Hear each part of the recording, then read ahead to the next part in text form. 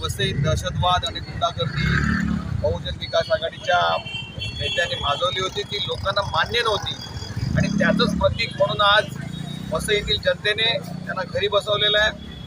Bharatiya Janata party महायुतीच्या कार्यकर्त्यांनी केलेली अपार मेहनत आणि गेली 35-36 वर्ष राजन नाईक इथे जे वसईकरांच्या सेवेसाठी कार्यकर्त्यांच्या मदतीने वसईतल्या लोकांची सेवा करतायत आणि एक झगडणारा कार्यकर्ता अशी त्यांची जी वसईत प्रतिमा आहे आणि त्या कार्यकर्त्यांना चांगला सन्मान मिळाला पाहिजे, त्याच्या मेहनतीचं फळ मिळालं पाहिजे। म्हणूनच आज वसईकर जनतेने राजन नाईक यांना आमदार म्हणून निवडून दिलेलं आहे।